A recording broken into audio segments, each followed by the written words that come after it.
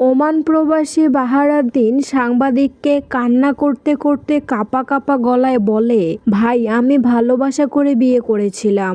আমার ভালোবাসার মানুষের সাথে বিয়ের পর শুধুমাত্র 1 মাস 10 দিন আমি তার সাথে থাকতে পেরেছি। তারপরেই আমাকে দূরপ্রবাসে ওমানে চলে যেতে হয়। তারপরেই আমার সন্তানটা হয়। আমার সন্তানকে আমি কখনোই সরাসরি দেখিনি। আমি যখন এয়ারপোর্টে নামি তখন আমি প্রথম আমার সন্তানকে একবার দেখেছিলাম। আমি যখন মাইক্রোতে উঠি তখন আমার সন্তানকে আমি কোলে নিয়েছিলাম, কিন্তু আমার সন্তানকে ওই দেখাই আমার শেষ দেখা ছিল।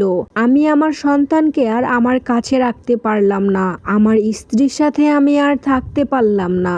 আমার ভালোবাসার মানুষকে হারিয়ে ফেললাম, আমার মাকে হারিয়ে ফেললাম, আমার পরিবারের 7 জনকে আমি হারিয়ে ফেললাম। আমার সংসারটা এখন শোকে হাহাকার করছে।